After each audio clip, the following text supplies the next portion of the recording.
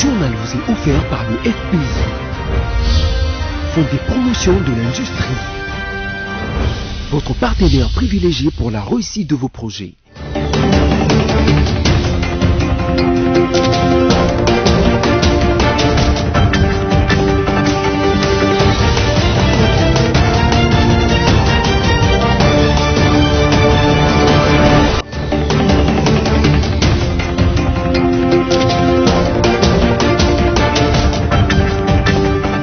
Bienvenue à toutes et à tous à cette nouvelle édition rétrospective sur votre chaîne.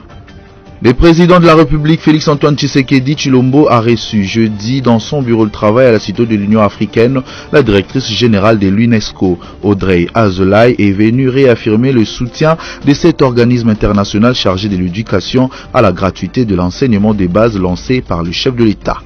La rentrée judiciaire a eu lieu jeudi 15 octobre en République démocratique du Congo. Une audience solennelle et publique a été organisée à cet effet au siège de la Cour de cassation à Kinshasa-Gombe en présence du Premier ministre Sylvestre Ilunga Ilunkamba. Et puis un incident s'est déclenché jeudi 14 octobre aux après-midi dans l'hôpital Fidji dans la commune de Ngiringiri. Les habitants ont rapidement maîtrisé le feu qui n'a fait aucune victime et très peu de dégâts matériels selon les responsables de cet hôpital.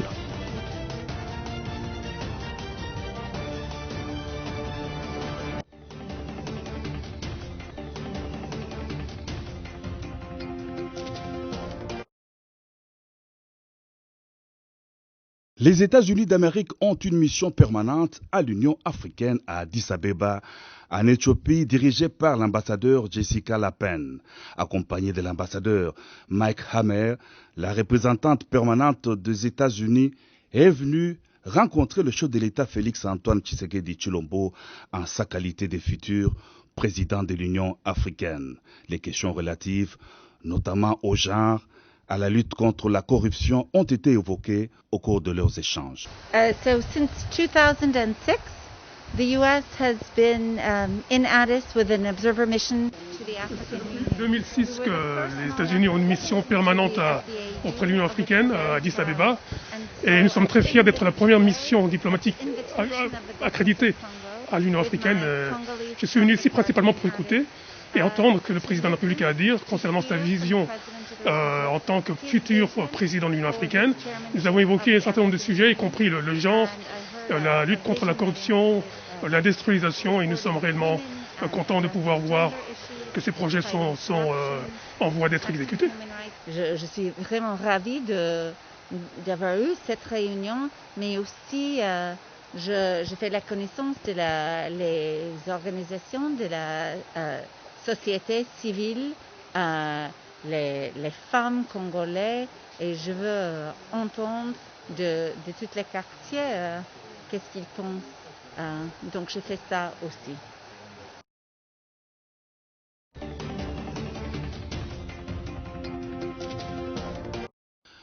La directrice générale de l'UNESCO a dit avoir choisi d'effectuer sa toute première visite officielle en République démocratique du Congo durant cette période de la rentrée des classes, intervenant après la fermeture des écoles à travers le monde à cause de la pandémie de coronavirus.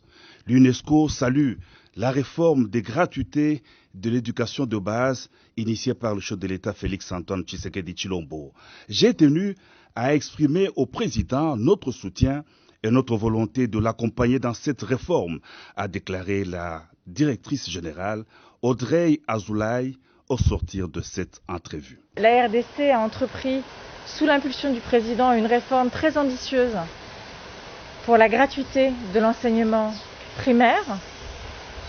Et c'est le sujet dont nous avons parlé principalement avec le président, pour voir comment nous pouvons continuer de soutenir, d'accompagner, aux côtés de tous les partenaires de l'éducation dans le monde, cette réforme qui permet un plus grand taux de scolarisation, qui permet aux familles d'envoyer leurs enfants sans avoir de choix déchirants à faire du point de vue économique, mais qui nécessite aussi des moyens, des investissements renouvelés pour les infrastructures, pour la formation des enseignants, pour la planification de cette réforme majeure. Et je voulais dire au président notre soutien et notre volonté de l'accompagner sur certains de de ces éléments. L'éducation, vous savez, c'est un droit, le droit à l'éducation, et je crois que c'est la clé à moyen et long terme du développement d'un pays. Il n'y a pas de développement, il n'y a pas de paix sans éducation. Donc c'est une réforme qui est à la fois très bienvenue, très ambitieuse aussi, et qui nécessite beaucoup d'investissement, l'investissement de toute la société, l'investissement de la nation, l'investissement des budgets de la nation, mais aussi de l'accompagnement des partenaires internationaux, tels que la Banque mondiale, l'UNESCO, l'ensemble du système des Nations Unies. L'éducation des filles fait partie de mes priorités, a renchéri la directrice générale de l'UNESCO qui a visité à Kinshasa le lycée des jeunes filles de Kabambare. Le ministre d'État en charge de l'enseignement primaire, secondaire et technique, Willy Bakonga, et le vice-ministre de l'EPST, Didier Boudimbu, ont accompagné la directrice générale de l'UNESCO auprès du chef de l'État.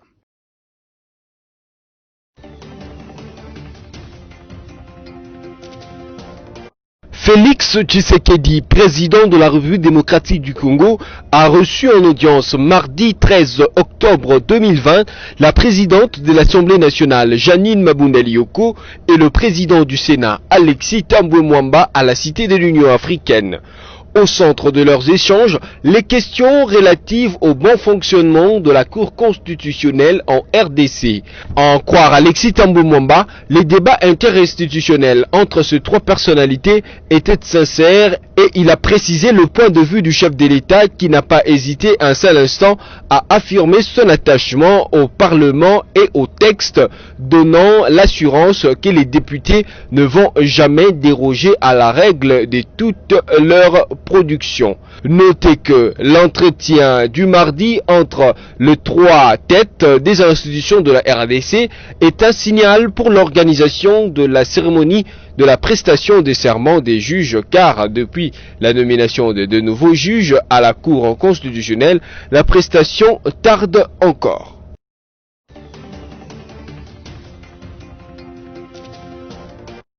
C'est une nouvelle livrée à l'issue de sa réunion hebdomadaire que préside habituellement le Premier ministre Sylvestre Ilunga Ilunkamba. On retient du compte-rendu de la séance de travail fait par le vice-premier ministre en charge du budget, Baudouin Mayo, qu'une partie du dit appui, constitué en dons et prêts, sera libérée en cours de ce mois d'octobre 2020 et l'autre en 2021. À ce stade, nous avons aussi pris acte, et le gouvernement l'avait déjà annoncé, de l'appui budgétaire de la BAD, la Banque africaine de développement, autour de 142 millions de dollars, dont une partie sera libérée effectivement au courant de ce mois et l'autre en 2021. Il y a une partie qui est un don et une autre partie constituée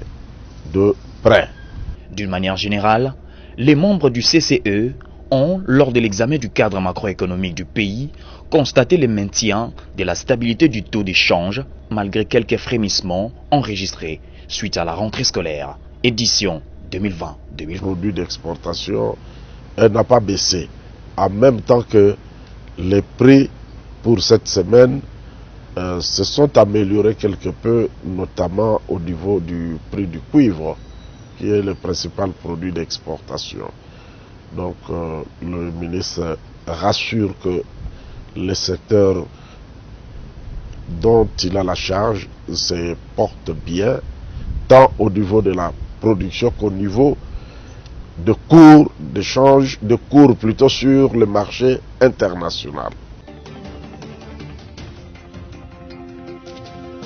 Au cours de cette cérémonie, les bâtonniers national Matadi Wamba a fait un plaidoyer pour les récapitulatifs de tous ces discours depuis 1999 qui parlent de l'indépendance de la magistrature sur la paix et la société civile. Le procureur général, après la Cour de cassation, a lui insisté et il s'est opposé à l'indépendance de la magistrature, affirmant que la réduire constituerait sans aucun doute un recul regrettable. Ce discours intervient dans un contexte marqué notamment par la polémique sur les réformes du secteur de la justice.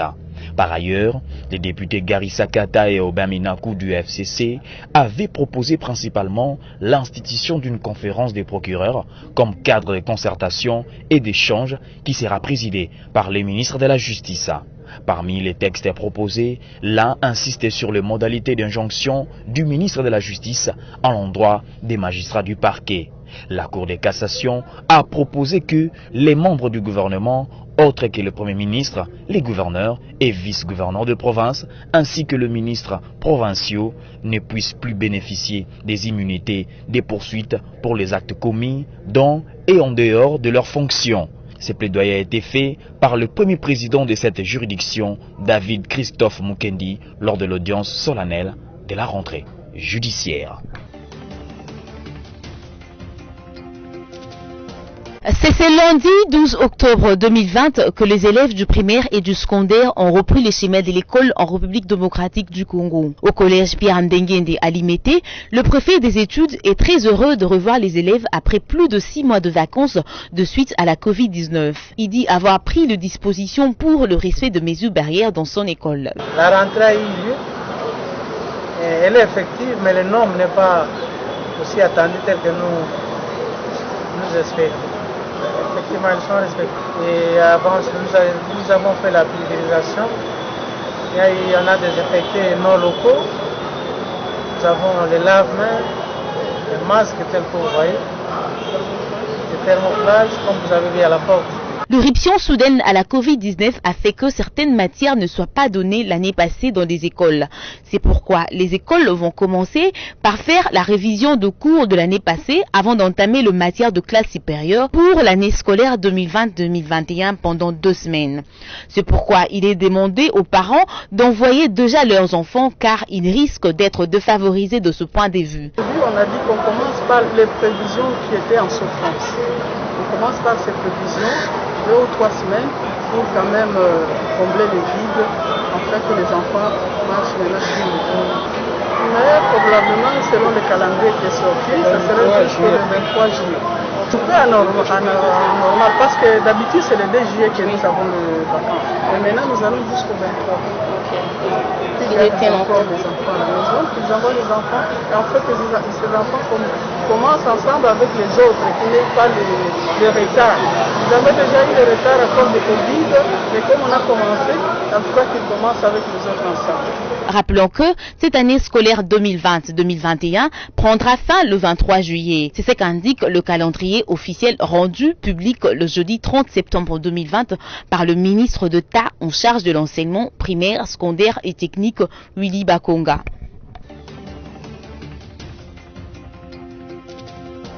Tout va être mon terroir et la décision avait été prise au Conseil des ministres pour que justement nous allions à deux avec le ministre de la Défense et une grande délégation, plutôt pour des raisons de sécurité et de paix. Jamais dans l'ordre des missions dont j'étais porteur n'était question d'installer le bourgmestre et jamais dans les faits je n'ai installé le bourgmestre. Mais qu'est-ce qui s'est passé alors? On vous attribue l'installation d'un bourgmestre dans la commune de Minembwe. Voilà, on me l'a attribué de façon extrêmement abusive, mensongère. Nous sommes à Minembwe avec le ministre de la Défense, mon collègue, avec le chef de l'armée et bien d'autres officiers, avec 10 députés nationaux, mais aussi avec le gouverneur de la province du Sud-Kivu et le ministre provincial de l'Intérieur. Alors, nous tenons des réunions sur le plan de la sécurité. Le bourgmestre de Minembwe fonctionne comme commune, comme bourgmestre depuis environ 2 ans. Normalement, il a été notifié par le gouverneur après sa nomination.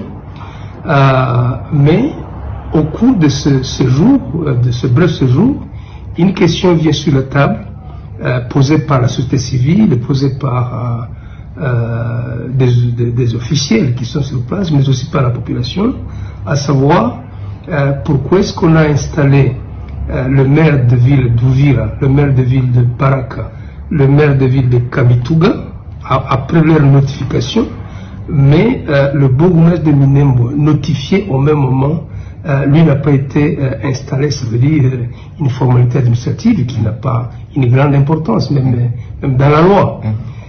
mais c'est plutôt psychologique. Et le gouverneur de province du Sud Kivu, le ministre de l'Intérieur disent, en effet, vous avez raison. Ça n'empêche pas au bourgmestre de poser des actes qui revêtent le caractère officiel, administratif, mais parce que vous le demandez, et parce qu'ailleurs ça a été fait, nous n'avons pas besoin de rentrer à Bukavu pour venir pour ça.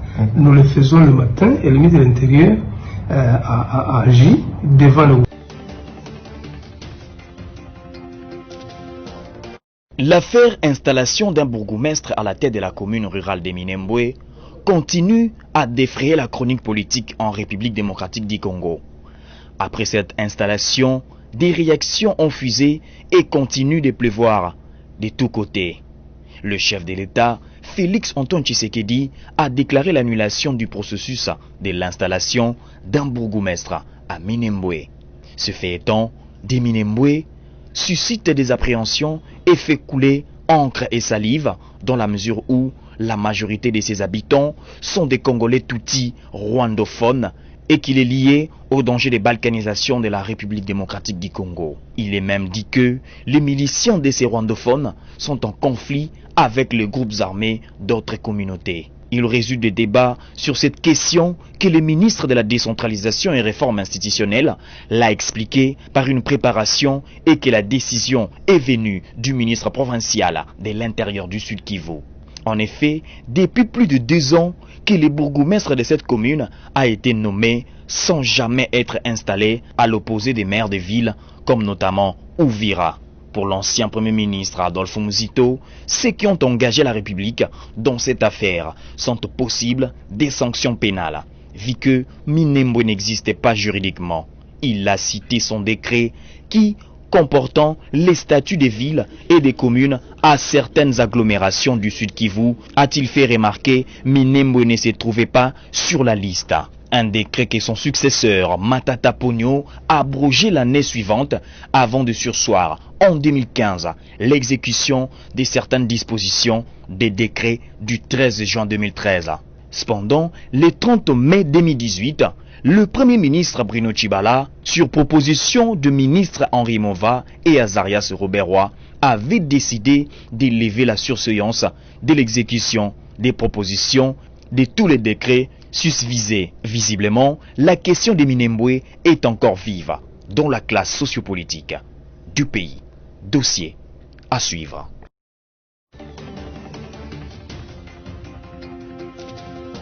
Malgré l'interdiction de la marche de la coalition Lamuka du 14 octobre 2020 par le gouverneur de la ville de Kinshasa, Jean Ngobila Mbaka, le nouveau coordonnateur de cette plateforme, Martin Fayulu, a décidé de la réaliser depuis le district de la Tchangou où la marche a commencé. Fayulu et ses collaborateurs ont fait face à une résistance policière qui n'a pas laissé un seul instant au président du parti SID de poursuivre la marche avec sa cohorte. C'est au niveau de la 18e rue dans la commune de Limete que le chef du commissariat urbain de la police nationale congolaise a décidé de crever le pneu de la Jeep transportant Martin Fayulu pour mettre un terme à la marche. Le coordonnateur de la coalition Lamuka, à son tour, a décidé de ne plus continuer jusqu'à la réparation de son véhicule dont la solution a été l'achat de nouveaux pneus. Rappelons que cette marche a été initiée par Martin Fayulu pour défendre l'intégralité du territoire national et faire échec à ce qu'il qualifie des grands pas vers la balkanisation de la RDC après l'installation du bourgmestre de la commune de Minembwe par le ministre Roberroy.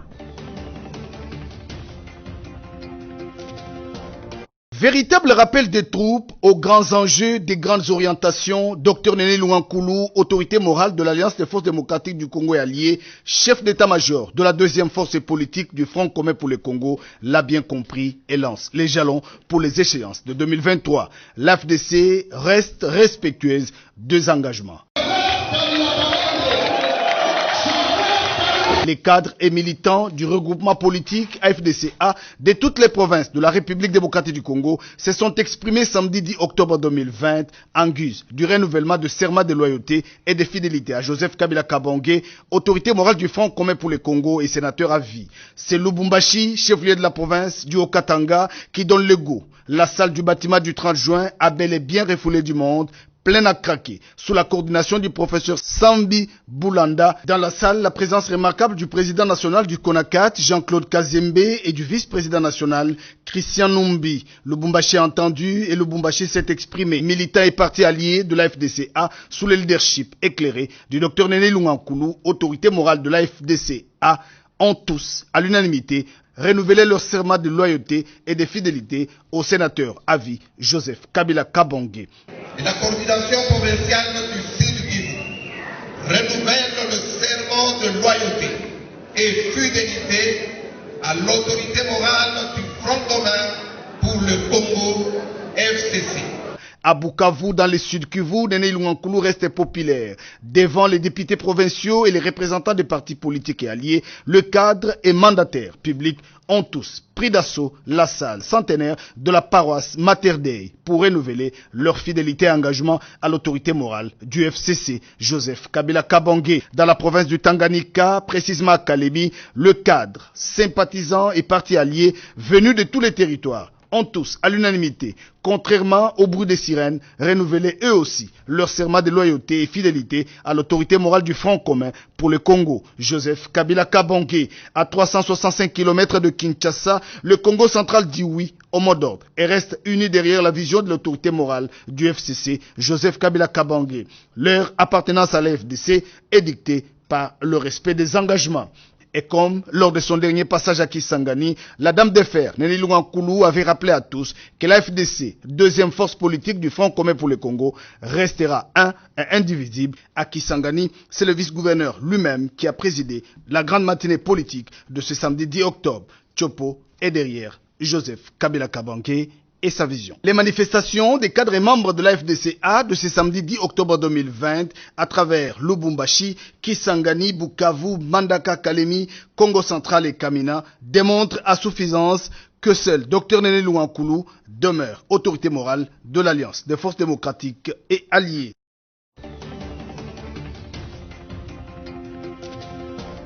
Oui, j'ai appris ça. Bon, c'est un message. Un message, chacun digère ça à sa manière. Et je ne sais pas que dire. J'ai appris ça, bon, il faut encore attendre, attendre pour prendre position. C'est un message qu'il faut considérer comme tel. Je ne vais pas directement dire pour ou contre.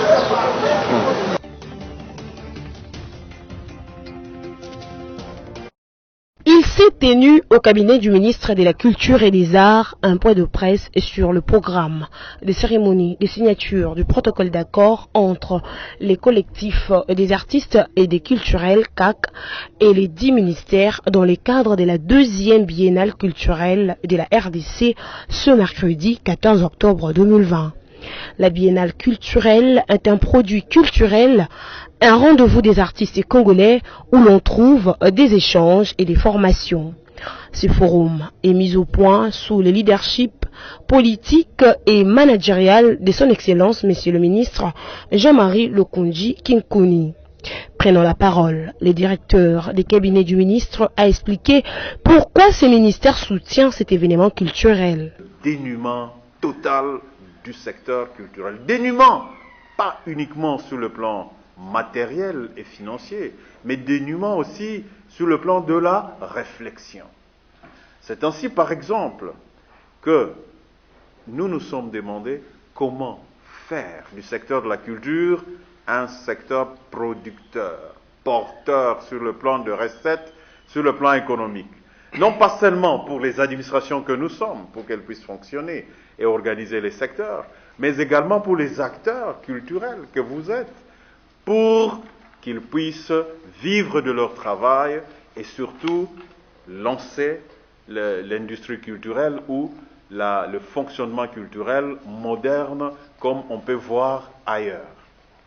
Alors, dans ces entrefaites, il a été question de produits, il a été question de solutions, il a été question de mécanismes de sortie de ce délabrement, de ce dénuement, de cette pauvreté absolue. De son côté, le coordonnateur du CAC a expliqué que le CAC a pour objectif réunir tous les artistes des disciplines diverses pour développer les secteurs culturels. Donc se mettre ensemble, c'est très important. C'est ça même qui a créé le CAC.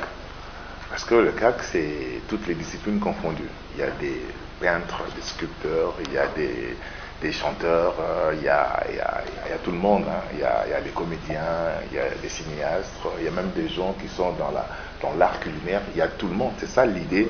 Et aussi, il y a les opérateurs culturels, que ce soit les journalistes culturels, les managers, les producteurs. C'est vraiment ça l'idée. Donc, et avec ce que nous faisons maintenant, et avec l'accompagnement du ministère, nous allons aller vers tout le monde pour fédérer davantage les gens, pour que nous réfléchissions ensemble, nous puissions vraiment avancer. Il s'y est de noter que la cérémonie d'ouverture se tiendra le 19 octobre 2020 au Musée national. La biennale a une portée scientifique, festive, mais aussi économique.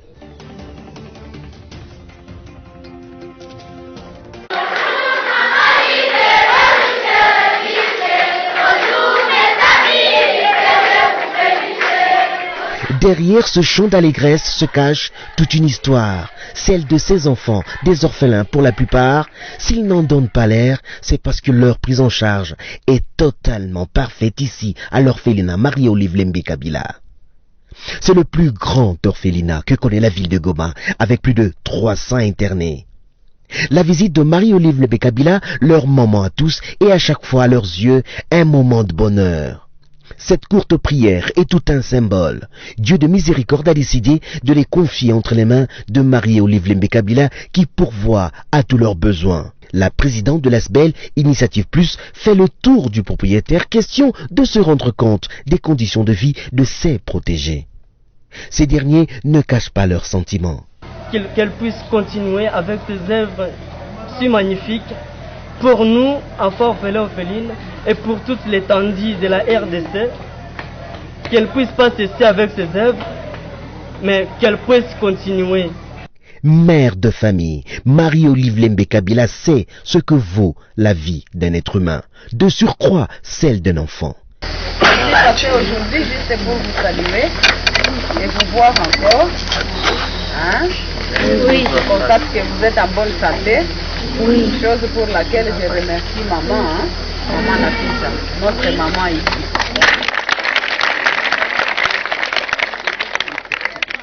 Leur faire oublier des souvenirs cauchemardesques, faire rayonner dans leur petit cœur une lueur d'amour, Marie-Olive Lembe Kabila s'y emploie et rien, oui rien, ne semble pouvoir l'arrêter.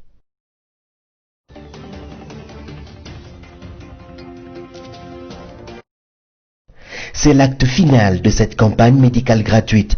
Marie-Olive Lembe Kabila, présidente de l'ASBEL Initiative Plus, à ses côtés, le gouverneur de la province du Nord Kivu, rendent visite aux tout petits récemment opérés des malformations congénitales.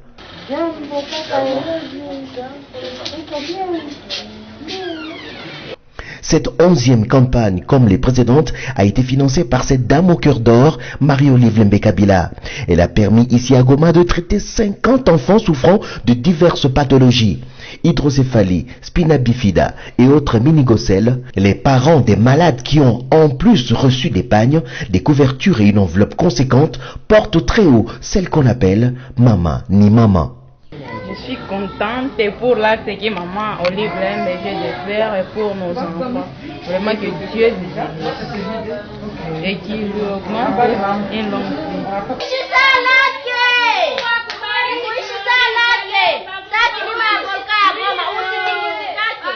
Des figures qui rayonnent, les yeux pétillants, une scène qui réconforte Marie-Olive Lembe Kabila qui a déjà aidé à sauver 1028 cas au total depuis le début de cette initiative.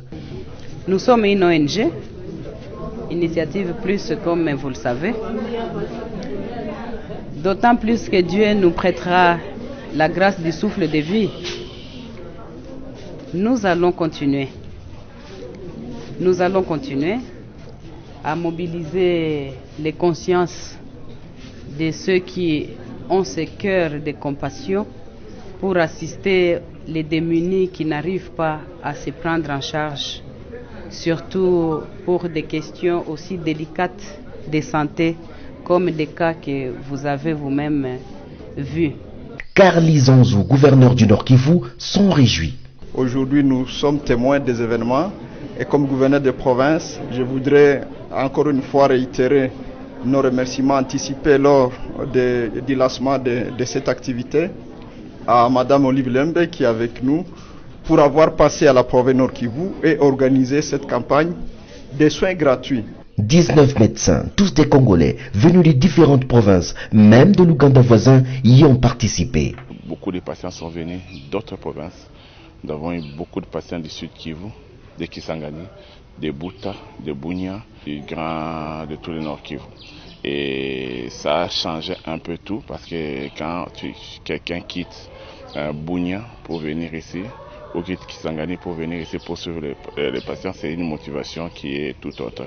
Tout travail bien fait mérite satisfaction. Le dîner offert par Marie-Olive Lembe Kabila à toute l'équipe dans ce cadre somptueux Goma Serena Hotel rappellera toujours des vies précieuses sauvées.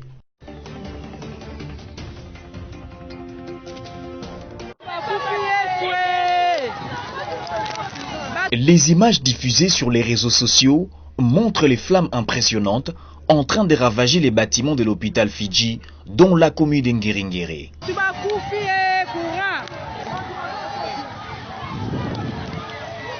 Selon les habitants de ces coins, l'incendie s'est déclenché aux environs de 15 heures. Cet incendie est dû au manque d'électricité dans les quartiers. L'incendie s'est déclenché à 15 heures et les sapeurs-pompiers ont rapidement maîtrisé le feu qui n'a fait aucune victime. Côté pharmacie, il y a eu vol de médicaments, ce qui justifie les manques d'amour de son prochain.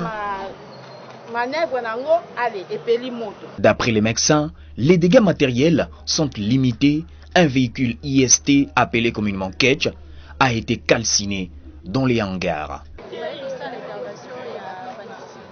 Tellement il n'y avait pas du courant, on a dû alimenter les groupes électrogènes pour intervenir sur un malade. Nous étions tous concentrés à l'intérieur lorsque l'incident s'est déclenché. Nous éprouvons un problème du courant dans la commune d'Ngiringiri.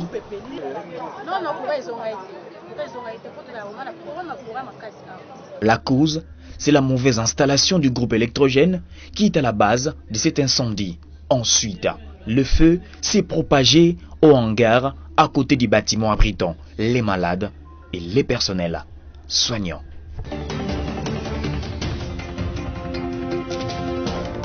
Mesdames et messieurs, cette session rétrospective touche à sa fin, donc voici ce qu'a été les principaux titres.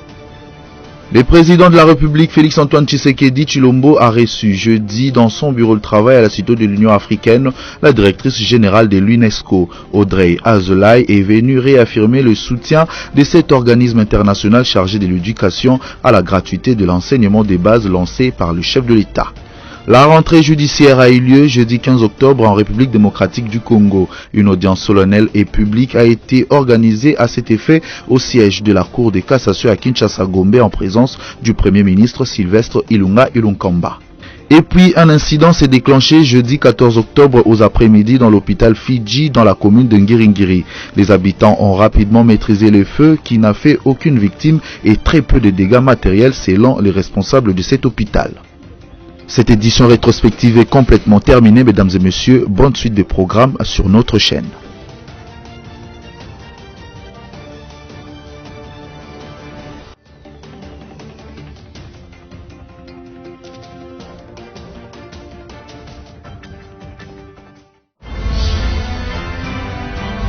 Ce journal vous a été offert par le FPI, Fonds de promotion de l'industrie.